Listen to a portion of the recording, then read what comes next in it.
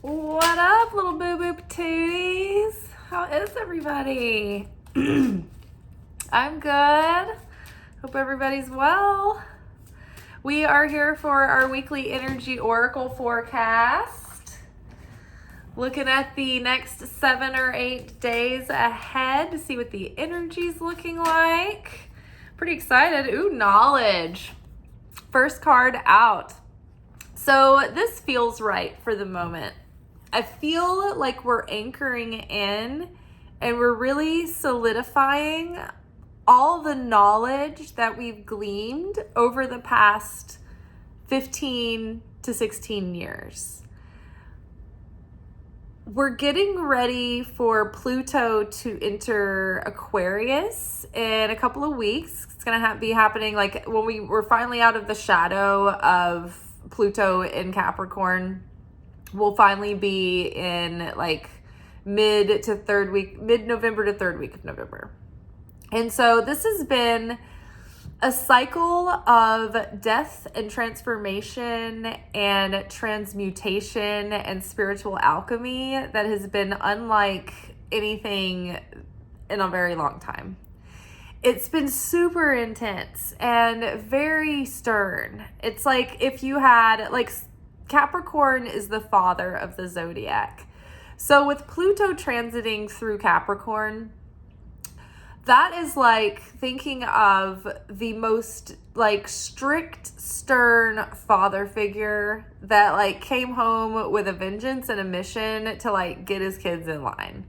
And so it's been like, you're grounded. You need to be you need to be going into school and doing extra credit. You know, get with your tutor. Like the craziest over the top parent that wants you to be disciplined and like tap into your potential. No TV then, no friends, no boyfriend, no girlfriend. Like, you know, no driving privileges. Like, just super strict. Like, have you felt like your life, like when you've attempted to do things, it's been like extra hard, like harder than you think it should be just in normal challenging situations? Or like have your relationships have been extra difficult in some sense, or like had heightened aspects to them?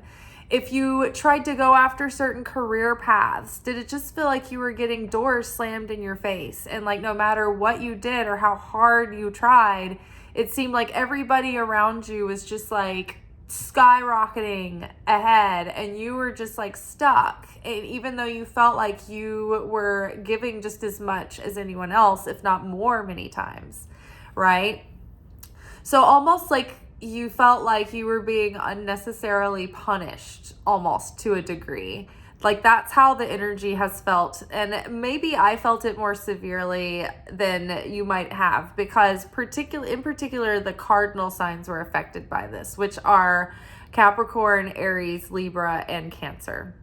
So if you had those aspects in the main part of your astrological chart, you've probably been living in like more extreme circumstances and more extreme challenges and like prolonged difficulty and real disappointments. And maybe other people haven't as much. And so that like they maybe didn't understand the depths of like what you were facing, you know, and the weight of carrying that for so long. I mean, like 15 years, like think about it. Like I'm 41.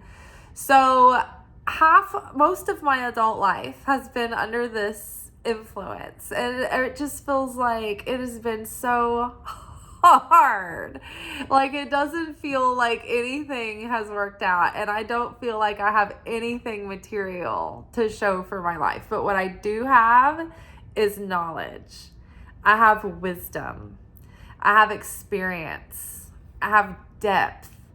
I have been given the desire to go after like the innermost hidden things about the divine. And that to me has been worth it, because had it not been so hard, I may not have gone as deep or had enough of a desire to really change and to really transform.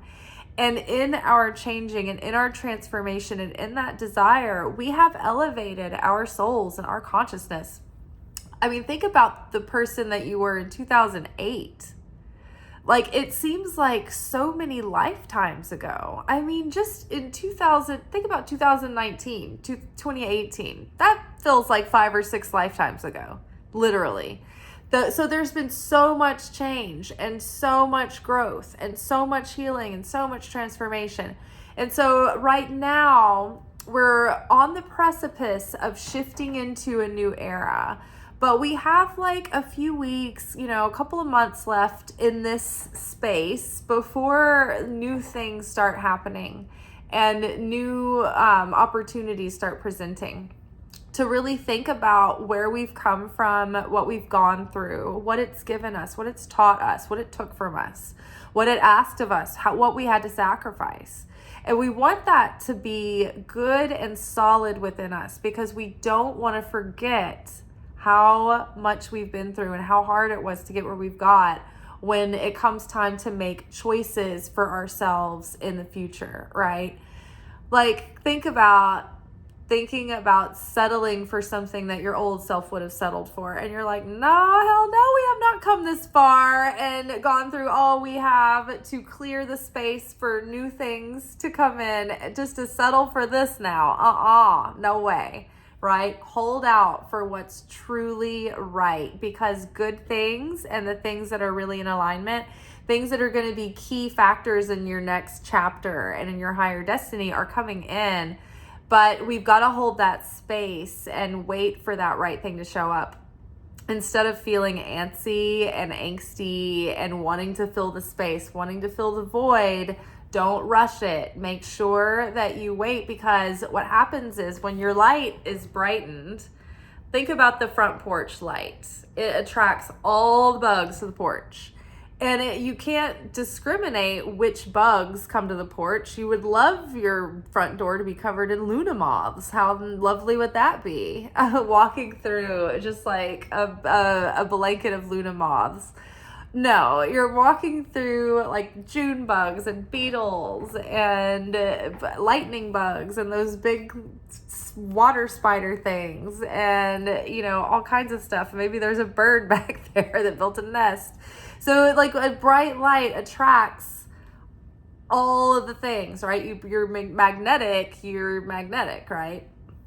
So what happens is when we're about to receive a blessing, especially when this is something that's like for our highest good, it's like authentically aligned with us.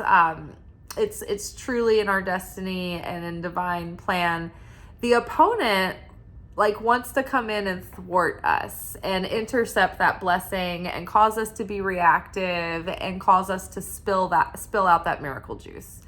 And so any number of things could happen. The opponent might send in diversions to distract you and get you sidetracked. Maybe it sends you false representations of the thing that you want, right? So maybe you get a bunch of possibilities for a job offer at once and you don't know which one to take. And you're like, this happened to me when I had put out my resume to get to an internship with production companies in town, back when I started my film career like a million years ago, my TV, film, and video production career. And I remember thinking oh, I don't know, I had a bunch of callbacks on the same day and I didn't know which one to pick. And I ended up going with one because I think that they were one of the first ones that got back to me. And I should have waited. I should have taken my time, because the production company got back to me it's so funny because they were a newer company. So they didn't look like they had as much going on as the one that I took quickly and accepted. But the thing is that the one that I missed was the one that would go on to make Taylor Swift's videos. And the one that I chose was the one that had been making Garth Brooks videos, but they were actually on the way out. And all of their artists had sort of peaked, and they weren't necessarily making all the music videos anymore. And so, not that Garth Brooks had peaked at that point, but he wasn't necessarily, this was not a point where he was super active at like releasing singles and making music videos. So for this company's purposes, it was just like, I chose wrong, but I chose in a hurry, and I didn't give myself time to see what the options were. And so that is an example of scarcity mindset. And it's an example of reactive behavior, because I acted out of that fear of buy now while supplies last. If I don't give them an answer, I'm going to miss my chance. I'm going to make a mistake. Like I felt like, I got to jump on this while I can. So I didn't make the free will choice. I made the reactive choice. And so now we've learned over the years, okay, I know myself. I'm going to not trip up in these old tendencies or these self-defeating ways. I'm going to take my time and be present and try to show up with intention and try to move and act and speak and share with intention and create through intention, not from the lesser conscious place that I have been in the past. So amazing. Our knowledge is getting rooted in, and we are building structure and support from that knowledge. Okay. Let's see, what else? Voice. I love this. So speak it, claim it, name it, and claim it. Like calling it into being. I think that we're being turbocharged right now. If you've already been doing the work, watch your words very closely, because what we can say, I think, is going to be manifesting a lot faster in this new timeline, in this new dimension that we're in. And so, like, even tonight at work, we were making jokes about things that make your life just so much harder. And we were like, no, we love that. Like, bring on some more. While you're at it, give me a garlic allergy. Not me, having one, but like somebody at the table. Hopefully one of my guests will have a garlic allergy. Because it's like, you got to go to the menu guide, and it's like every single thing that ever existed has garlic, So sure enough, within the hour, the same person I was joking around with has a table that has an onion allergy, which is the second hardest one to deal with. And I'm like, oh my God, we literally voiced that we called that into being. We named that and spoke it into being. And I'm like, careful with your words, right? Be careful what you're saying, especially when you're all happy and joking around, because you don't have resistance to those. You're not putting opposition against those kinds of words. And so when you're lighthearted and kidding around about stuff, it's easier to manifest things. Like, oh my God, it's so funny that I said this and then I went and won the lottery. It's so hilarious. It never works when I do that. I always try to be like, I should just win the lottery. But you know what? I don't buy tickets. So there you go. Every now and then I have followed a hunch to get a scratch off. And one time I did win another scratch off. I think I won a very small amount of money, but otherwise they never work. So I'm always like, this is just my ego telling me to go do this. So yes, voice, name it and claim it. Voice the things that you're calling in for yourself in this new chapter. Speak about yourself in the way that you would talk about your higher self, right? Speak from your higher self's perspective. Talk about yourself in positive, uplifting, empowering ways. Talk about your life in the way that it's blessed, and speak your gratitude and appreciation out loud. And really feel into that gratitude. If you can't think of anything to be grateful for, think about the simple things. Don't you love, when you get into bed and it feels really comfortable and you're like, ooh, I've got my blankets. Or if you have oh my gosh, here's one we take for granted. Hot water. Not everywhere in the world has hot water. Not everybody has access to water or fresh water, period. And so to have hot water is a luxury and a privilege. And I don't like taking a cold bath or shower, even a lukewarm one. And so for me, like, that's something simple that I'm so grateful for, because if you're ever in situations where you don't have access to something like that you take for granted that you're used to, and then you get it back and you're like, oh my gosh, wow, I didn't realize how much I missed that thing, right? So speaking the gratitude and appreciation for everything around you makes you a magnet for more, and it really raises your vibration. It's a very powerful state to be in. And when we are declaring our appreciation for the Creator, and we're declaring how great the Creator is and how good the Creator is, and we talk about like consciousness that we get from scripture and like insights and things and divine inspiration, that puts us in what's called surrounding light. And this is like light that expands out of your soul. It's light that surrounds you, that is like your potential, right? That wants to come into being. But this is also a protective light that keeps you safe, right? And so the safety around you and the blessing around you is actually enhanced and strengthened when you are declaring how great the Creator is. I think it's something that King David talked about. Okay, so speaking positively, speaking blessings, like speaking something into being, and being really aware of how you're talking about yourself and your life and your abundance, and try not to start talking in lack. Also, try to avoid what is called evil tongue, and that is idle gossip. It is talking about how you're worried about someone, or talking like gossiping about someone else, or complaining about other people, or complaining about your situation, or like it's speaking negative things. And so that not only drains your own energy and life force, but it can drain someone else's too, and it costs you. Like it causes you to rack up a spiritual debt with like interest on it. So it really messes with your cosmic scales, and it can create chaos that you have to go through in order to pay that off and correct for the evil tongue you put out there. So there's real consequences. Our mouths are very powerful. So it's really important that we learn to watch those mouths. I have a problem. I gotta watch my mouth. All right, we have Svatasthana, which is our sacral chakra. This has been very present with us for several weeks. And so here we have the second chakra here. It's like the lower abdomen where your reproductive organs are. And so this is to do with creativity. This has to do with any sexual healing that we need.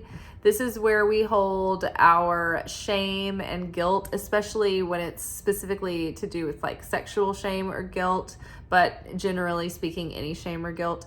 This is where our imagination is connected to, and the astral realms of the spirit, astrology, astrological influences are here. The moon is associated with the chakra, water. So your creativity can get blocked here. And this kind of is where your appetites are, and your lusts, and if those are balanced or not. But also this too is your subconscious and your unconscious. And we've been working on identifying our unconscious and subconscious patterns and behavioral patterns. And so as we've identified those major ones that really hold us back, we've been able to overcome them the more that we can become aware of them, and really name them and shine the light on them, and face them fully and not turn away in fear, but memorize those and really see them, and don't deceive ourselves. Don't pull the wool over our eyes, because the more that we recognize them, the less those unconscious patterns have power over us. And so we can break those old cycles by getting really clear on the patterns that have held us back from where the potential that we can have, and the potential happiness that we can have, and the growth that we can experience. All right, let's get one more card for the week. Ooh, we've got rebirth, and also we have the heart chakra awakening and opening, and with that was expansion. So our heart is being activated, it's being opened, it's being expanded. This also, the sacral chakra is connected to the dream world. So nightly dreams, pay attention to your dreams. But this is a spiritual rebirth, and beautiful things are about to start blossoming.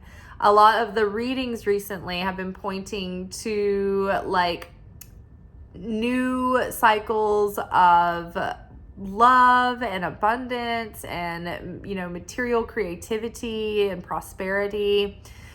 New found friendships and existing friendships, you know, being enhanced. And so the rebirth is here. There's the opening of the heart, expansion of the heart. And I think that this is not just an expansion of our heart, but I think that this heart opening is going to be expanding our lives. I know that like we go through seasons of solitude where we learn to tap into that inner voice and hear that and be led by that. We get to recalibrate and be independent and do our own thing and go our own way and learn to be, you know, ourselves and learn to find ourselves, right? But sometimes that can feel like it really shrinks your life for a while. And it can feel like it's like, oh, you're outgrown this like tiny box that you've been in. And so the heart starts to open, and that's going to expand so much. It's going to bring in more friendships and more experiences and more possibilities. And, you know, maybe if you have more money coming in, then you have the opportunity to do more things, right? And you've got, you know, maybe like new love opportunities coming in because you're a different person and you are more honed in specifically about what you want and what you're looking for. And so now it's like you're up leveling in romantic relationships and options as well. So everything's expanding. Our world's expanding, you know, where it could have started feeling really claustrophobic and like it was really shrinking. It's not going to be that way forever. It's like when during a birth, when you're giving birth, you contract before you expand, before you open up. All right, you guys, a very interesting week ahead. We've got knowledge, voice, sacral and heart chakra coming up. We've got rebirth, expansion. All right, y'all, take care. We'll be back tomorrow for our weekly anchor message, where we will be getting our spiritual lessons and assignments for the week. All right, till then, ciao. Thank you for watching. If you enjoyed this video and you got something out of it, then please give it a like. Subscribe to the channel. Turn on notifications to be notified of when I drop content.